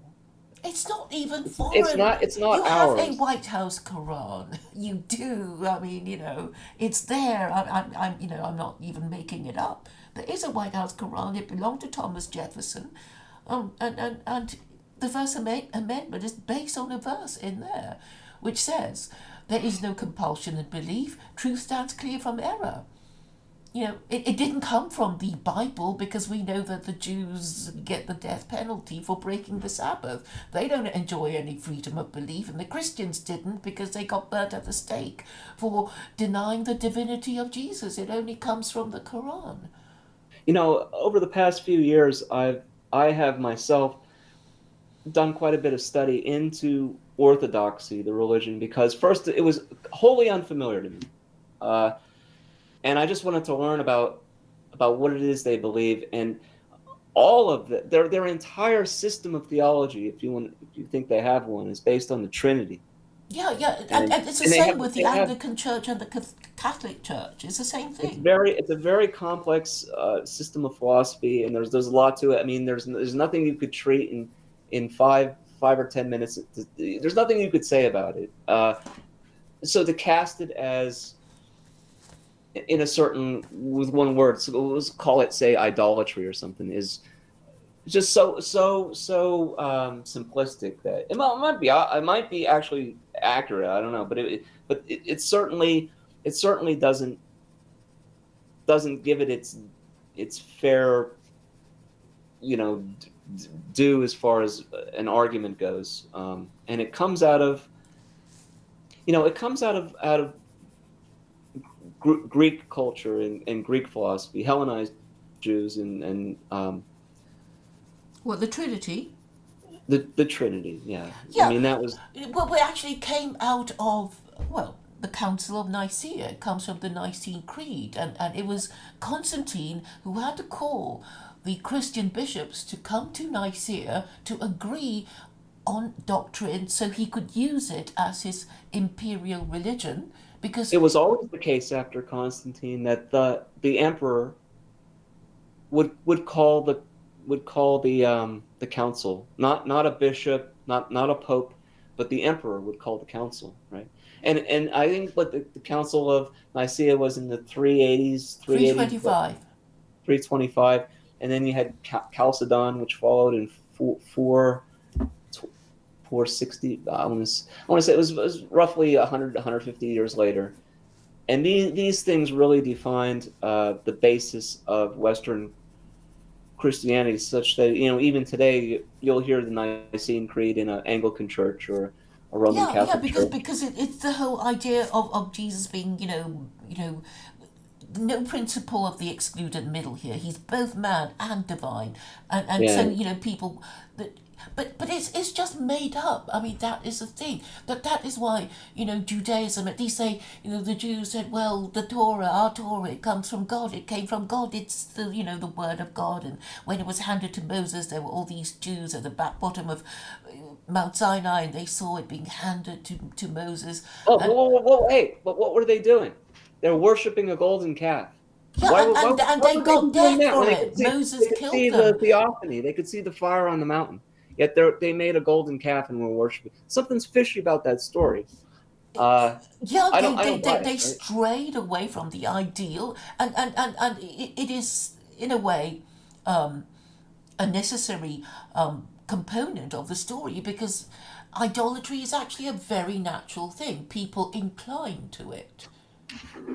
I mean, I think the religion of the Hebrews. Okay, if you can say that in historical context was henotheism. Okay, What does that so mean? they believed in the existence of many gods, but they had their tribal god Yahweh, and then, so they worshiped their tribal god, but they didn't deny the existence of other gods. The Lord is a jealous, he's a jealous God, and what Psalm 82 says, "I say you are gods, sons of the Most High, all of you." Okay, God takes his place in the council of the gods. In the midst of the gods, he holds judgment. Revised Standard Version. So that they believed in gods. I mean, I think that in Christianity they become angels. I think in Judaism they're sort of ignored, or they become. You know, we have a Well, lot of Bible but we know translations. that they're not supposed to because idolatry is a Jewish idea. It's thought crime, basically. That they know they're not supposed to do it. I know you can find bits in the Torah that suggest that God may be material and whatever, but Maimonides, who articulated the 13 principles of Judaism, saying No, no, in no. both Judaism and Islam, idolatry or shirk is a very serious thing. Yeah, In yeah, because Christianity, you have the whole orthodoxy is based on icons, yeah, literally which is why icons. it's wrong. Okay, I'm going to say because Well, you I don't don't really know. believe in it. You don't really believe in it. You want to, I don't No, think they Russians really believe believe in in it. it. They don't because it's been rejected. It's been rejected. In the American Revolution, it's a rejection of Christianity and monarchy, and then you had the French Revolution, another rejection, the Russian Revolution. I mean, they basically kicked out the Orthodox Church until Putin kind of let it all come back again. Because it never really went away because You know, people are attached to their traditions, particularly after when the they fall get of the scared. Berlin Wall in '91, the collapse of the USSR, I asked someone from that I was closely associated with from Russia. I was I wanted to know, why is it that the Russian people uh, took to why was communism so popular there? I mean, because I mean yeah, towards the end, communism wasn't very popular. I guess during Stalinism, after Stalinism, communism, I guess, wasn't very popular. But how did it persist in the Russian society for so long? And his answer was the Orthodox Church. So the Orthodox Church is a church that believes that, they believe in um, what's the word they use? Theosis. Okay, that in order to be saved, you actually have to become righteous. You can't. It's not like in Lutheran or no, it's not like Calvinism or Lutheranism where you're covered by the blood of Jesus and somehow it's a scam and you sneak your way in. I mean, you're declared righteous. You actually have in Orthodoxy, you actually become like God or you become Christ-like, and that's how you're saved. And they're very utopian. They believe in building. What's the phrase from the Lord's Prayer? On earth as it is in heaven. Well, they take that to heart. They want to build, and this is similar to what I think, at least what we see in secular Judaism is that we can make heaven here on earth, right? We can build a utopian society, and that's what communism, that was its promise, to build a utopian society. And so it was amenable to Russian culture, I think, and it probably lasted. Communism probably lasted longer than it otherwise would have. Well, the thing Well, is, it's being somebody's idea. I don't rejected know. If, I now don't know. I don't know if there's any. by the Russian Federation. I mean, isn't it? I mean, Yes, technically, but the Russian Russia is a Federation liberal now, democracy because it has elections. And it's an oligarchy, right? United Russia Party is it's a national, quasi nationalist, sort of multiculturalist well, it oligarchy. has to be multicultural Right? because Russia is an empire. I think all empires are logically and necessarily multiracial and multicultural, and Russia is well, a big land empire. I think that this fascination with the Orthodox Church amongst nationalists is because I think Westerners have basically seen that their Lutheran or Anglican church doesn't work, so they go towards what they think is more hardcore, and then they find the Catholic Church is not hardcore at all, so they go to an exotic branch of Christianity, but it's not going to change the laws of your country if you go to a different church on Sundays. I mean, that's what I keep saying. People don't seem to understand. It's like if you want changes in your country through the laws, the answer doesn't lie in going to a different church on Sundays. It lies through, focused political activism and recognizing what the problem is, in Yeah. my view. And I think the problem is feminism, but that's another sacred cow. The sacred cow of the West, I think, is usury, um, representative democracy, and feminism, which you know. I think anytime you fight nature, well, let me give you an example. So the Roman Catholic Church has had a canon law about celibacy among their clergy since probably the 12th century or something like this. And so now we see a culture of homosexuality among the priesthood. And I don't think that's controversial. Okay, I don't think it is. Um, because to, to tell a young man who has the option of either living a secular life or living a religious life that he must make that kind of choice where he'll never have children, he'll never be married. It's an unnatural thing Exactly, and to Islam doesn't impose upon require people. a priesthood at all. The And it's going closest, to attract a certain culture among yeah, seminarians that's going to yeah. you give it a couple hundred years and you're going to end up with what you end up with now. And this is sort of appalling or revolting to people that are traditionally minded. And so yeah, they're going to look at the Orthodox Church that has never had such a Yeah, you because know I think you have to be married before you can be a priest. So they had a different way of well, I don't know running their about that, but church. but certainly it's not prohibited. Yeah, I mean, but even Anglican use Catholicism allows priests to be married, which is sort of a new thing. But But unless the Catholic Church changes that, you're going to have the same problem. You're going to have rampant, I mean, it's Well, world it's famous, the most natural thing in the abuse world. I of mean, children if, and if so on. I were Catholic and I was ambitious and I was a man and I was gay, I'd head for the the nearest Catholic seminary, because nobody's going to rat on you if you have sex with another Catholic seminarian, right? But if you were heterosexual, of course you wouldn't go anywhere near a Catholic seminary, because you'd want to have sex with a member of the opposite sex. But because nobody, men don't suffer from unwanted pregnancy, the best way to hide your proclivities would be to join a Catholic seminary if you are Catholic and male and gay. Of Look, course. my only point is that it's always folly to impose an unnatural order on a man, or a group. Look at the French Revolution, right? When they imposed the metric time system, and you had the palace of cultures. And, they turned the cathedrals into, I don't know, museums or something like this. And I mean, it can only last for a few decades, and then it's gone. Yeah. And So what you have to do has to be workable and moral as well, and therefore we have to think about these things carefully.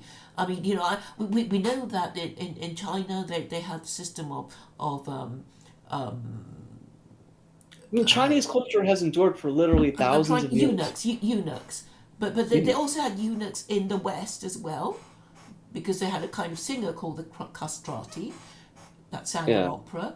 So but obviously these things are not very nice when you think of what has to be done.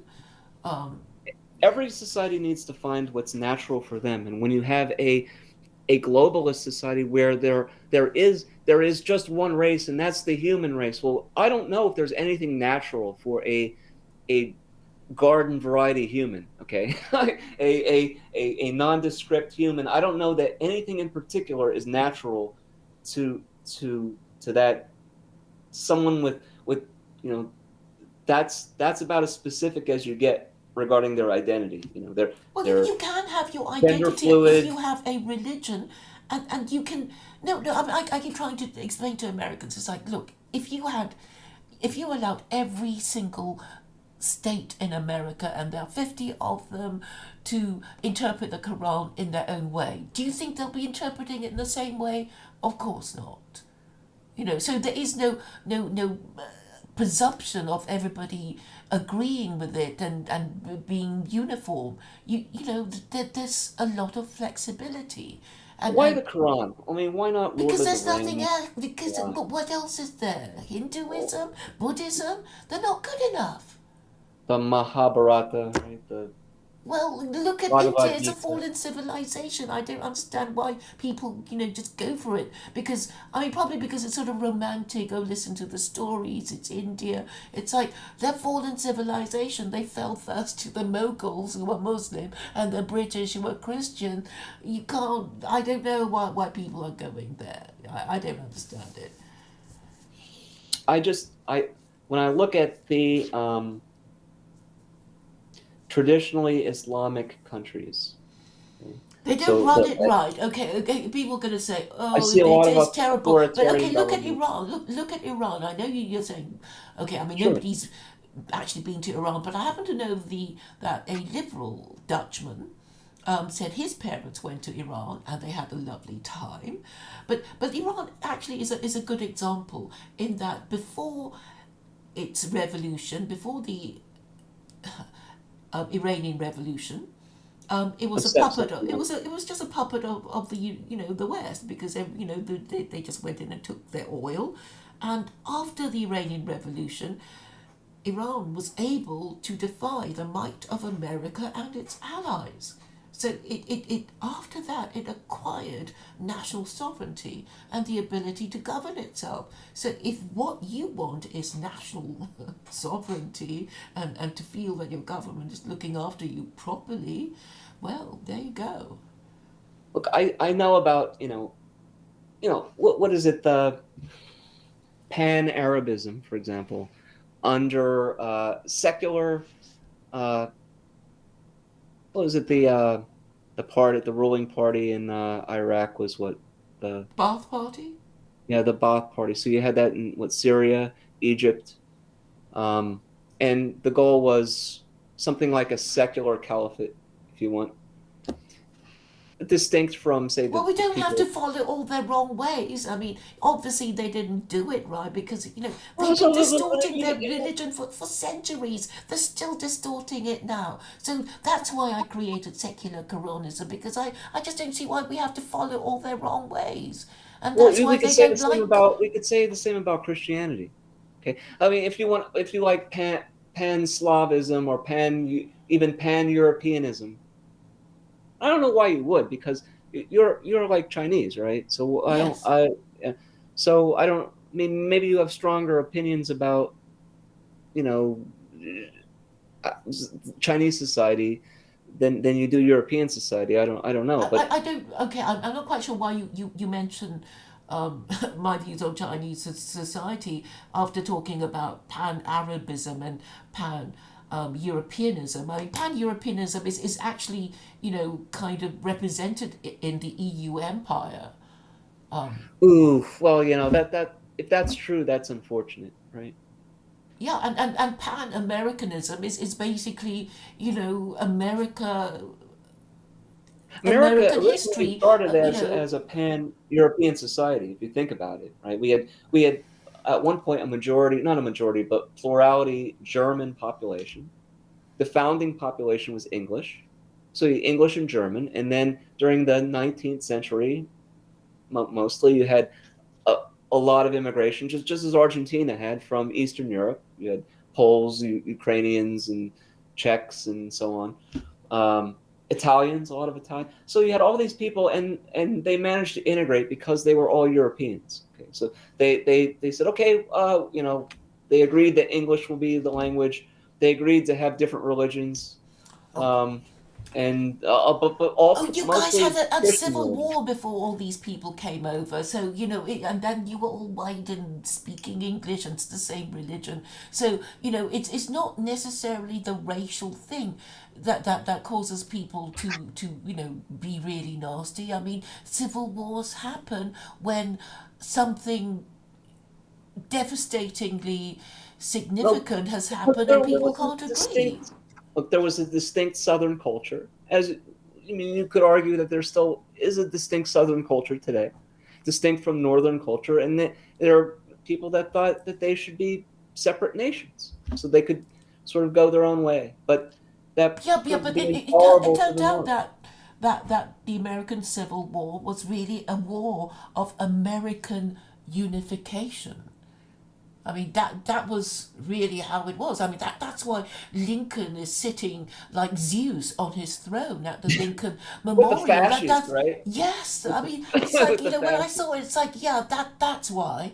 It was, your war of American unification, and after that you managed to kick out the Spanish in the Spanish American War, and that was the beginning of WASP supremacy. History history is complicated, and we've Yeah, had before the American Revolution with the French and Indian War, and I mean, we could talk about forever about. I mean, yeah. all we can do today is look at the challenges we face today, and we could take lessons from the past. But to be honest with you, I think the extent to which they are relevant to our solving our problems today is probably overstated. Well, the problem is always that, this is that political problems are really problems of morality, and when I say that, it means that people aren't agreed about the rules that they are to live by as a society.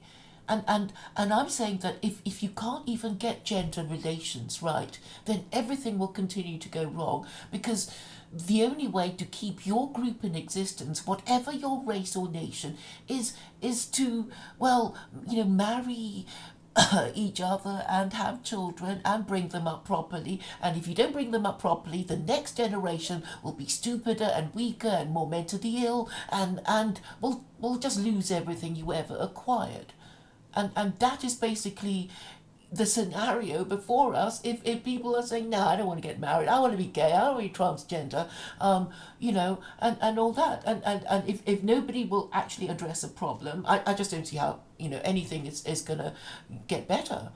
But I see now that most people are, well, addicted to the idea of, their right to enjoy extramarital sex, which is, a liberal thing, Well, because if your point is that we have a moral failing that's at the root, that's is rotting our society, and that's why yes, Christianity yes, is. because fornication Then is a I have no quarrel with that. well, yes, I mean, I think we're in agreement on that. yes, but nobody will tackle it because basically we're saying, oh, we're at gay marriage and transgenderism now. But how did it start? It started with people saying, yeah, fornication, what's wrong?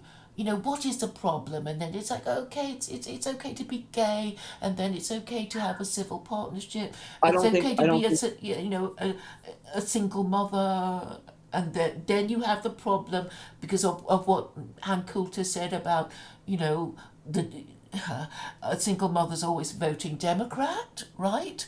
And the illegitimacy rate in America is 40% now, or even higher.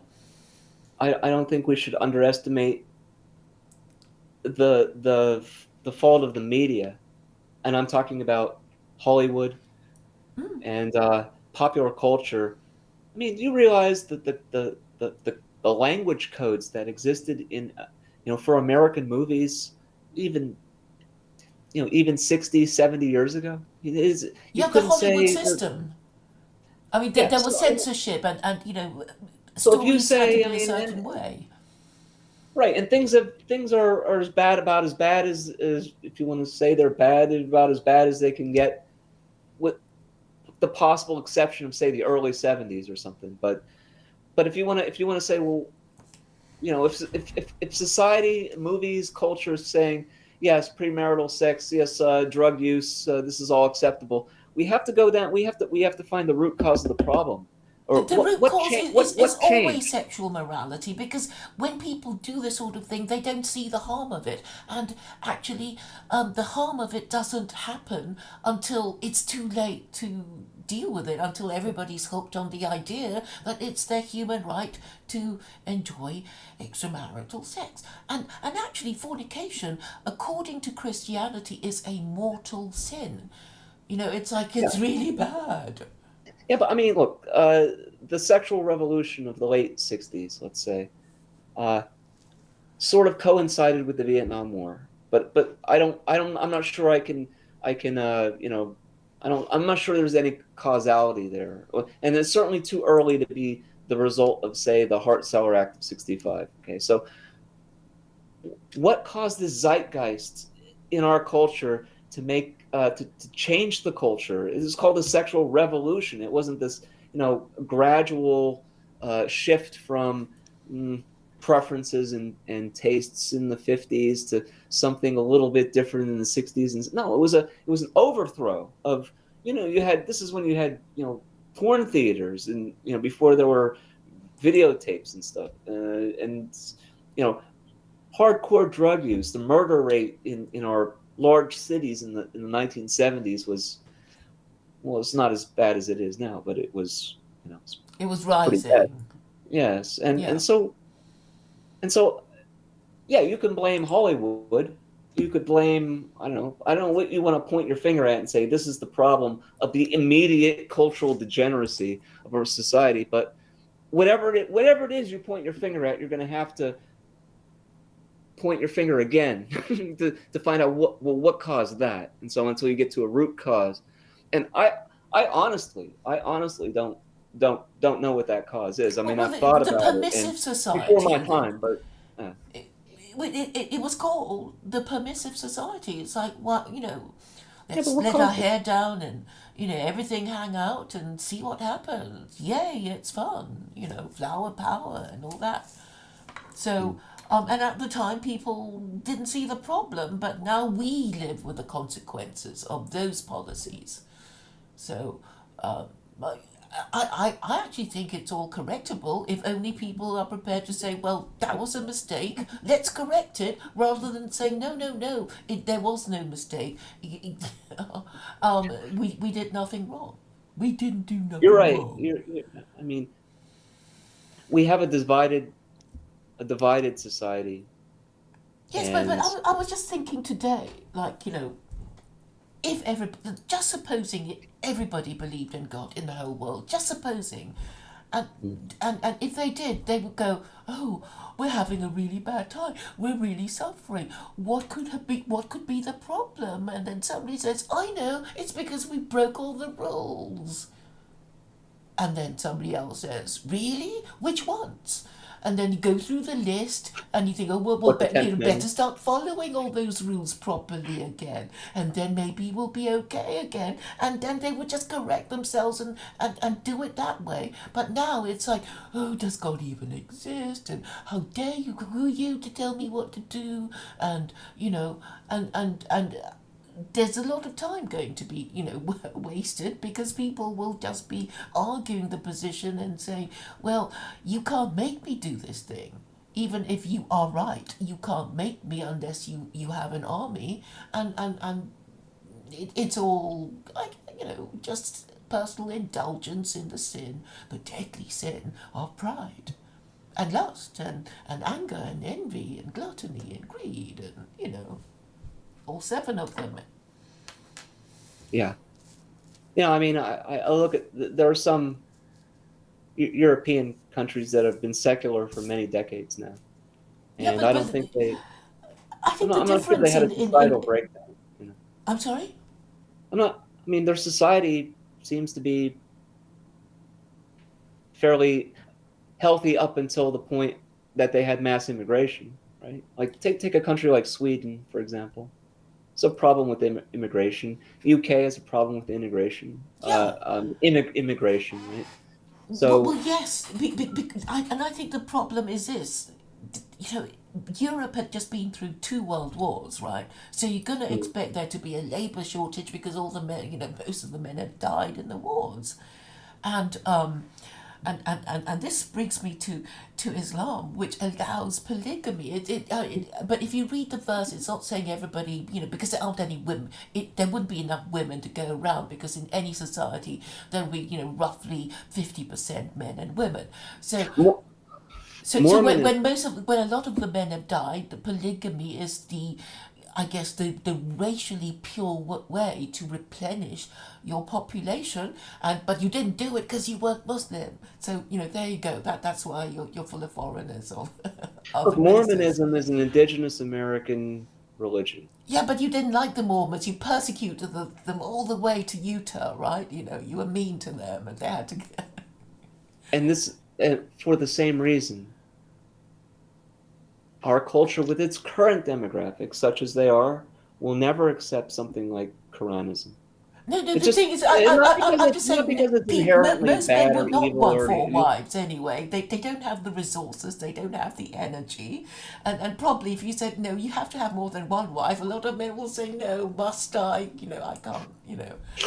you can have as many as I you don't should want more than one. I have an don't odd even want number, one. so because you need a tiebreaker, and you shouldn't have more than you can afford, right? Well, that's the thing. It's the Quran actually says you should only have one, but if you must be fair to them and don't have if you can't be fair to them, don't have them at all, and and I actually read a book on polygamy about what shall I do with my wives when I want to go on holiday and I've got which one shall I choose and how are they going to come and what prezzies shall I bring them, and it's like it's like a kind of conference every time you want to do something like that if you have more than one wife, or they'll start getting upset with you. So I think most men would rather not have to I'll do have to that. look into whether polygamy was a a pre-Christian cultural practice among European tribes, because I seem to think that polygamy is a long-standing, time-tested social order of, you know, in Israel and the Middle East in general, in It actually made sub-Saharan society very Africa. unstable. Yeah, I don't know about. I, I don't know I have if it's universal among all cultures, or what, or why is it that monogamy became. because it's the most stable form of society, because then every boy has a girl, Yeah. and then marriage changes the behavior of men. They don't become dissolute bachelors. They don't they're going to because they have so much to lose, they want to keep their job, otherwise they won't be able to keep their And families. when China tried to impose the one child rule, I mean, look at the demographic mess that created, Yeah, yeah, it the was actually consequences of it. really dysgenic. They didn't even know they did it to themselves. Like And so it's every an kid is a unnatural. spoilt kid, and if the kid is no good, well, well, what are you gonna do? It'll Oh, still be so entitled. even the male to female ratio is off. So when you try to impose an unnatural order on society, you get bad results. You could Yeah, do it. if Okay, you you could break the do it, rules. but who knows what the consequences will be? It's hard to predict. If we just do what is natural for us, then Yeah, things yeah, will. but a lot of We'll things either that are survive or natural we to won't. But us if, are criminal. Like, maybe you want to kill a few people, you want to have sex with people you're not married to, you want to steal people's stuff. I mean, that's also natural. And so, we need laws to regulate our no, natural inclinations. if And, we had and a society like that would never survive. what? Uh, What where everyone just didn't respect other people's property and didn't respect human life, such a society would extinguish itself within a few yeah. generations, wouldn't it? Yeah, and the most important human relationship that could keep your society in existence is gender relations. So in a way, the feminists have it right by constantly obsessing about gender relations, Hmm. because maybe they don't know what they want, but maybe the only way to be fair to both sexes is to say, well, you have to live together in a way that is tolerable for the two of you to bring up children, healthy, successful children. And if you do, then, you can tell that your society is working. But if you can't even bring yourself to say, well, maybe we should, restore the practice of marriage because you can't bear the idea of being, forced to, marry a person of your own race and have children with them, then, maybe that is the problem. I mean, it's gotten to the point where I think our society is almost like a reductio ad absurdum of maybe it is the feminists and other movements that will set things right by showing you know the how unworkable the society they're building is in practice. Yeah, Just yeah. as people saw communism, central planning doesn't work, and now it's in 1995 there are probably four communists left in the world or something. I mean, maybe it's making a bit of a comeback recently, but I think everyone rejected it because it's empirically it doesn't work. So maybe they'll set us right by building an absurd version of society that just creates some kind of dystopia, right? Well, I don't want to see that. I'd prefer to that such experiments weren't permitted, but I mean, Well, I mean, you can see the differences between religions and secular political ideologies because, the Nazis, the fascists, the communists, they kind of diluted the principle of marriage because they thought, oh, it doesn't matter all this, stuff about no sex outside marriage. But if you look at the five world religions, they all, it's like, oh, you can't be gay, you can't have, extramarital sex, and we're going to be really strict about it. And these religions are still in place. straight about it. Yeah, yeah. and Funny. all these secular political ideologies, they're really, here today and gone tomorrow. They might have, enormous ambitions, when you think of what fascism and Nazism and communism, but they've kind of run out of steam and they've changed and morphed into something else. So really, the only way I think for any group to remain in existence is to have, well, good quality next generation, to keep the race going, whatever race you are. Because if you don't, then you'll just forget stuff, you lose your skills, you lose your territory, you'll just, well, you're going to Human lose it. biodiversity, right? Human biodiversity. Yeah, and I think, people don't realize the eugenic qualities of marriage. So when, Hitler was talking about eugenics, it's like, why bother even in reinventing the wheel? Marriage is actually hugely eugenic because it's actually restricting our choices. It's saying, no, you can't just have sex with anyone you like because it'll, stop you from bonding with your partner, and then you'll treat every sexual encounter like a disposable piece of tissue, and then you'll just never be able to bond with anybody, and you'll be,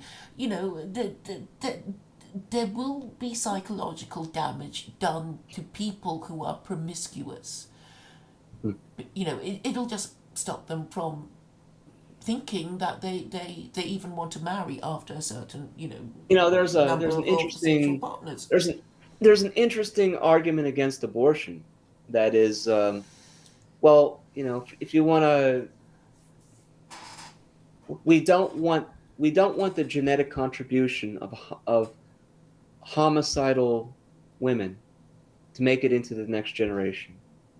So we should keep abortion legal because maybe they're exterminating that, or sort of weeding that tendency out of our gene pool. I think. I mean, I was surprised to discover how much men did mind about abortion, because it's like, well, surely if men could suffer from unwanted pregnancy, they would want to keep abortion going, and that's why women are so protective of that right.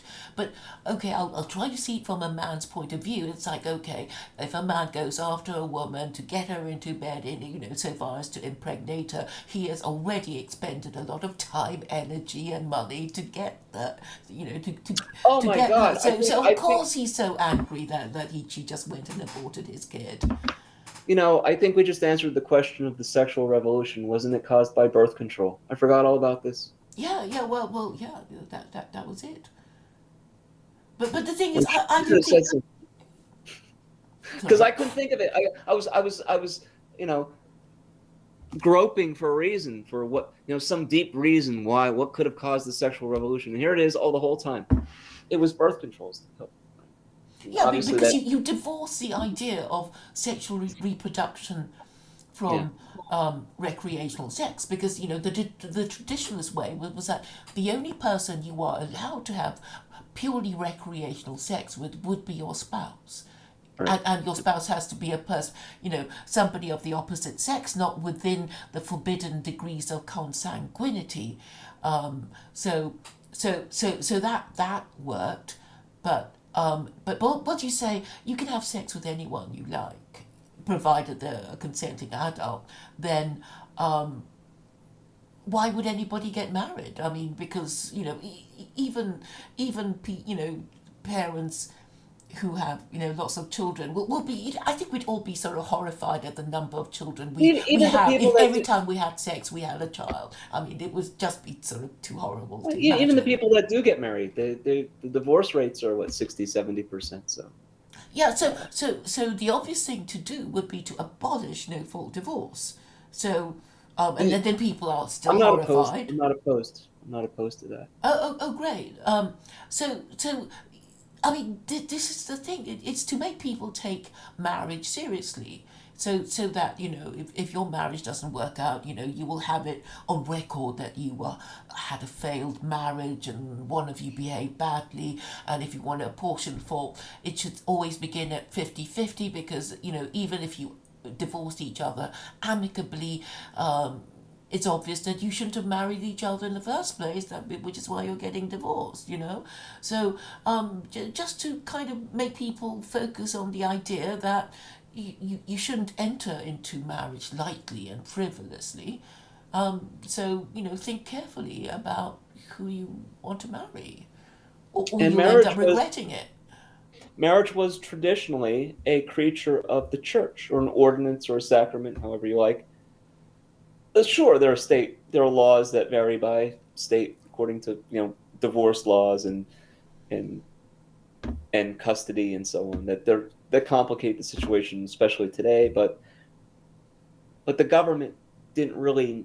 I mean, marriage would have existed absent a state because religion already sort of covers that base. And I know Islam has many laws regarding marriage and so on, and Christianity does or did, at least the Catholic Church does, and I'm sure the Orthodox Church has many laws that sort of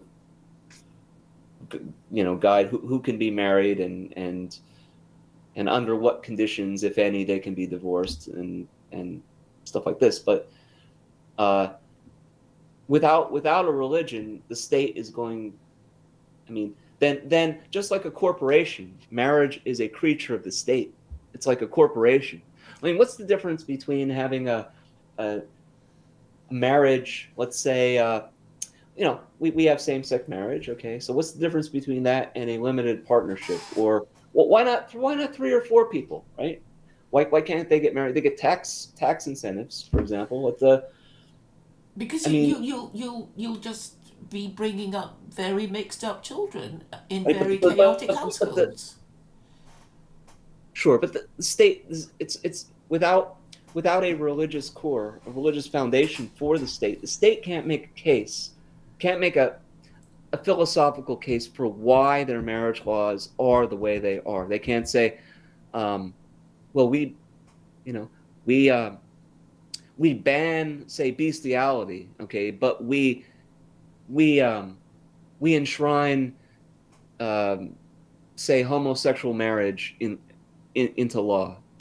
But why? I mean, isn't that arbitrary? I mean, without a philosophy of state, an ideology, such as what you propose, you don't get that. You don't get anything other than a subjective, arbitrary decision regarding the order of society, not just marriage, but all kinds of burial law. Okay, Muslims have a certain burial law, right? They have to be buried facing Mecca, ASAP. perhaps. And Hmm. so, I mean, I mean, suppose the state were to abolish or to pass laws in contradiction to uh, Islamic burial practices or customs. Would that result in all of the Muslims fleeing the United States because God forbid they should die on our soil and have to be buried here or something? They wouldn't be buried in accordance with their own laws. In other words, would they leave because they wouldn't want to be caught dead here? Well, I mean that's probably one of the motivations behind proposing the banning of male circumcision to make Jews feel unwelcome, and also Muslims who practice circumcision. Mm. Um, yes, I mean people, could drop these hints and people could take these hints and go, but I think if you do believe in God, you might as well sort of make the most of this belief system because it makes everything easier to understand and explain. It's like we do this because God tells us to, and if we obey his laws, we will just be better off, either in this life or the next, and we believe it, and that's why we want to do it. And it's like, yeah, okay, even if we don't agree, it makes sense.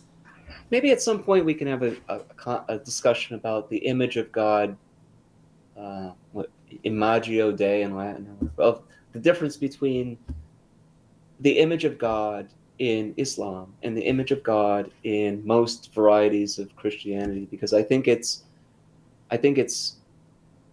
fundamentally different. In other words, I Yes, think it's it is.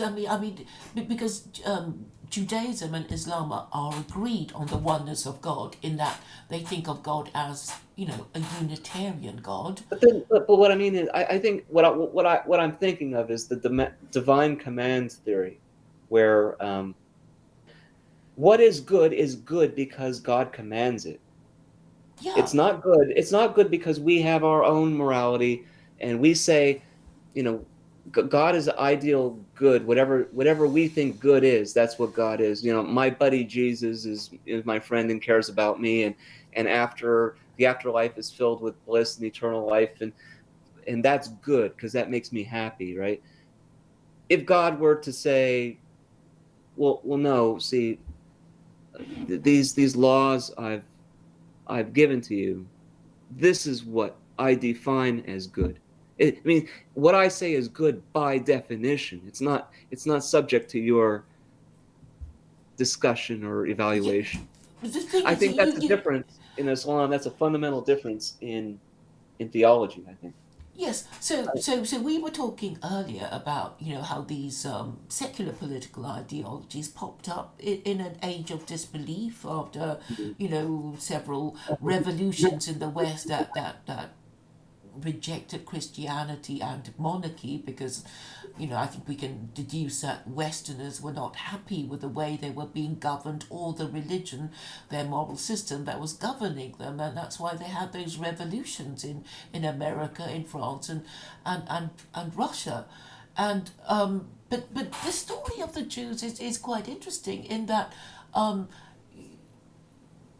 I know a lot of people, don't like Jews because, I mean, it has been speculated that it is envy. It's like, they're God's chosen people, and if you're not chosen, then you'll resent them for it, and they're so annoying, and, because they're indestructible, and why does God.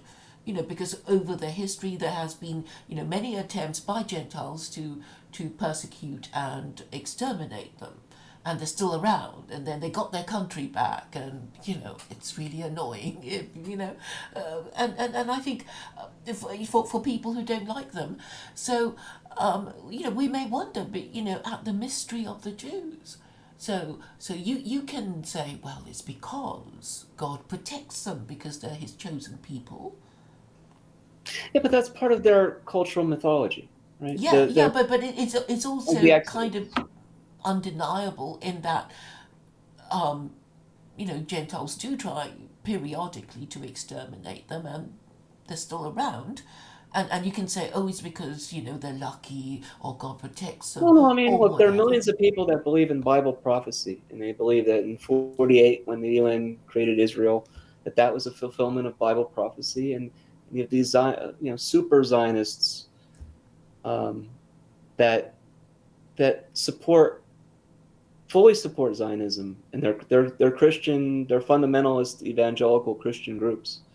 Um, Yeah, but and I think if I were a Jew, I mean, I think that would make me uncomfortable, that to have this particular group supporting my political nationalism because they think this ancient book, that these people are eventually whoever the their Mashiach is our Antichrist. You see, from our perspective, it's the Antichrist. From your perspective, it's the Messiah. I think, is it? especially if you don't believe it in the truth of that this is a fact of the matter, or that this is not a legitimate prophecy or whatever. It's failed